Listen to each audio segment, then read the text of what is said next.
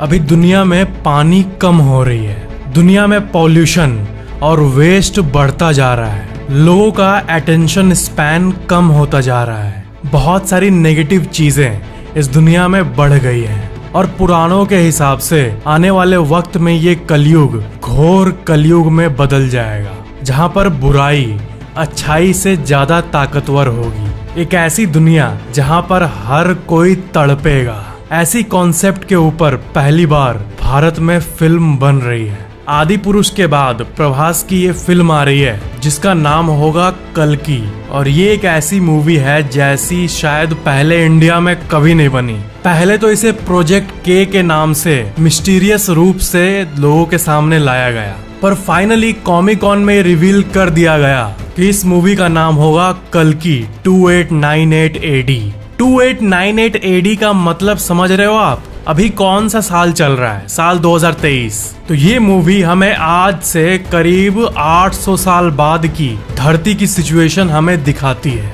अभी तो फिलहाल इंडिया में ऐसे कॉन्सेप्ट के ऊपर मूवी बनी ही नहीं, जहाँ पर एक ऐसी दुनिया होगी जो कि रियल लाइफ सिचुएशन से भी इंस्पायर्ड है, जहाँ पर नेचुरल रिसोर्सेस की कमी हो गई है और लोग पानी के एक बूंद के लिए भी तरस रहे हैं, और उसी में प्रभास की एंट्री होती है। कल्कि जो शब्द है ये असल में भगवान विष्णु का एक अवतार है जो कि कलयुग में आने वाला है। पुराणों के अनुसार अगर आप पुराणों को एक्सप्लोर करोगे तो आपको उनमें बहुत ही इंटरेस्टिंग चीजें और सीक्रेट्स पता चलेगी। सबसे पहले सतयुग आया जिसमें लॉर्ड विष्णु अपने ही खुद के अवतार में थे, मतलब ओरिजिनल लॉर्ड विष्णु। फिर त्रेता युग आया जिसमें लॉर्ड विष्णु राम जी के अवतार में धरती पर जन्म लिए थे। फिर आया द्वापर युग जिसमें लॉर्ड विष्णु कृष्ण भगवान के अवतार में जन्म लिए थे, और द्वापर युग के बाद अब चल रहा है कलयुग। जैसे विष्णु जी के अवतार राम जी थे, फिर कृष्ण जी हुए, वैसे कलयुग में उनका जो अवतार अभी आने वाला है, जो अभी हमारे दुनिया में नहीं आया है, उनका नाम होगा कल्कि। और पुराणों के हिसाब से जो अभी की दुनिया है हमारी, इसमें बुराई हद से ज्यादा बढ़ जाएगी। तब उस समय को हम घोर कलयुग कहेंगे। तब विष्णु जी का कल्कि अवतार आएगा और इस दुनिया को रीबैलेंस करेगा। तो यही इस कल्कि शब्द का मतलब है। ये बहुत ही पावरफुल वर्ड है। इस मूवी को उसी घोर कलयुग के टाइम पर सेट किया गया है। डिस्टोपियन फ्यूचर, इस टर्म पर ध्यान देना, ये कॉन्सेप्ट है और ये एक्चुअली में रियल लाइफ से लिया गया है। डिस्टोपियन फ्यूचर मतलब एक ऐसी दुनिया जहां पर अच्छाई से ज्यादा बुराई है और बुराई की ही राज चलती है। और ये सब तो फिल्मी बात हो गई, लेकिन और एक चीज, वैसी दुनिया में नेचुरल रिसोर्सेज की कमी हो गई है। जैसे कि अनाज हर जगह नहीं उग रहा है, मिट्टी ऐसा हो गया है, पूरा दुनिया ऑलमोस्ट रेगिस्तान बन गया है और खाने के एक एक बूंद के लिए इंसान को लड़ना पड़ रहा है। पानी के एक एक बूंद के लिए लोग लड़ रहे हैं और ऐसी दुनिया में सिर्फ अंधकार ही अंधकार है। इसी को कहते हैं डिस्टोपियन फ्यूचर।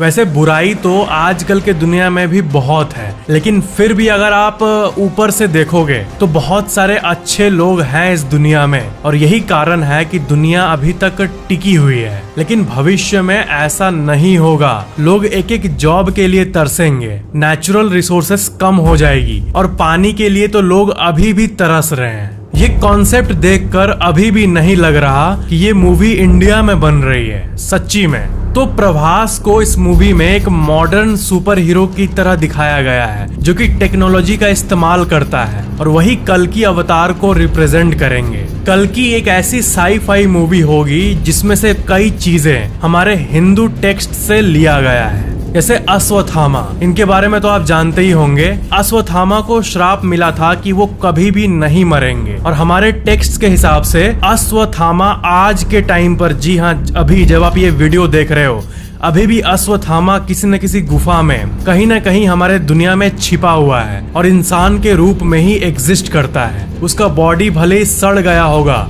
इस मूवी के ग्लिम्स को अगर आप ध्यान से देखोगे तो आपको पता चलेगा कि पाप और पुण्य की दो टीम्स दर्शाई गई है। जो पाप वाली टीम है उनको ब्लैक ड्रेस में दिखाया गया है, और जो पुण्य वाली टीम है उनको व्हाइट कलर की आउटफिट में दिखाया गया है। कल्कि 2898 अब इंडिया के सबसे मोस्ट एक्सपेंसिव मूवीज के लिस्ट में आ गया है। इसका बजट है 600 करोड़ रुपए। इस मूवी के बारे में और एक फन फैक्ट है कि इसके अंदर जितने भी टेक्नोलॉजिकल गाड़ियों को हमें दिखाया गया है फ्यूचर की व्हीकल्स का इस्तेमाल किया गया है जो कि बहुत एडवांस्ड दिखते हैं, वो एक्चुअली में असली गाड़ियां हैं। मतलब 90% से भी ज्यादा मूवीज में जो ऐसी गाड़ियों को दिखाया जाता है वो असल में बस एक सेट में चलता हुआ एक नॉर्मल सा व्हीकल होता है, एक पतला सा व्हीकल जिसको कि ग्रीन स्क्रीन और CGI के मदद से एकदम भारी भरकम टेक्नोलॉजिकल व्हीकल, एडवांस्ड फ्यूचर की व्हीकल के तौर पर दिखा दिया जाता है कंप्यूटर जनरेटेड इमेजरी यानी CGI के मदद से।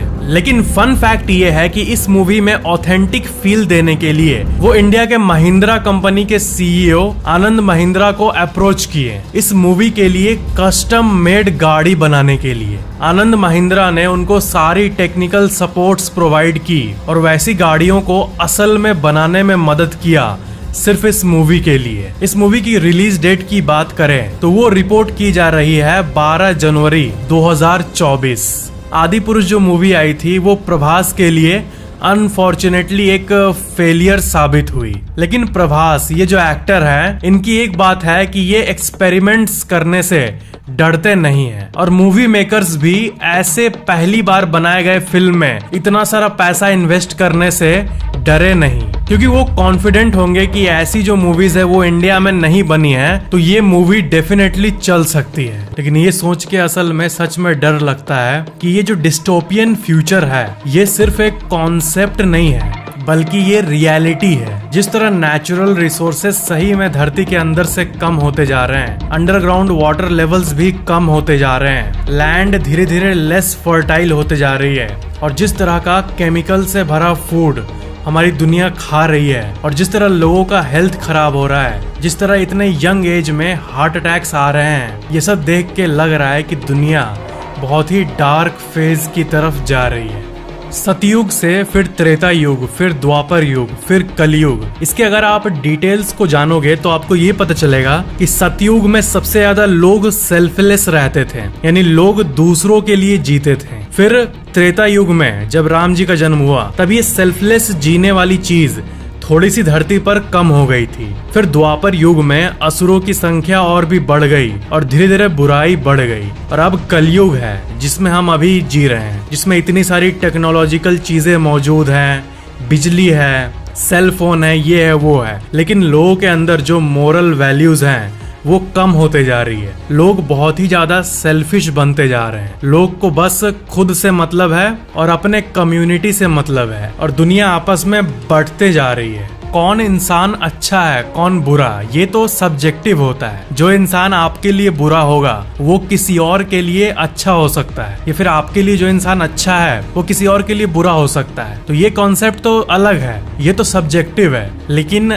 पूरे दुनिया को देखें तो सेल्फलेस होकर जीना यही जिंदगी का गोल बताया है बहुत से महापुरुषों ने। उन्होंने ये कहा है कि जब आप दुनिया की सारी धन दौलत हासिल कर लोगे तो आपको चैरिटी और ये सब चीज ही सेटिस्फाई कर पाएगी, क्योंकि वही जीवन का असल मकसद होता है। जैसे बिल गेट्स और बाकी अमीर लोग आप देखोगे तो ये लोग बहुत सी चैरिटीज करते हैं और मे भी अगर आप इनके माइंड को रीड करोगे तो आपको ये पता चलेगा कि इनके पास तो पैसा बेशुमार है, पैसा का करेंगे क्या। लेकिन जो ये चैरिटी करते होंगे लोगों के फेस पे जब ये स्माइल देखते होंगे, जैसे कि जब कोई तारीफ करता होगा कि बिल गेट्स के चलते ये अच्छा हुआ, किसी गरीब बच्चे के फेस पर जब स्माइल आती होगी तो ये देख के ऑफ कोर्स सेटिस्फैक्शन उनको मिलती होगी। और यही कारण है कि रिच लोग ऐसी चीजों को करते हैं, क्योंकि सेटिस्फैक्शन लाना नहीं पड़ता है। किसी गरीब बच्चे के फेस पर स्माइल देख के सेटिस्फैक्शन अपने आप ही आ जाती है। तो इसी को कहते हैं सेल्फलेस होकर जीना।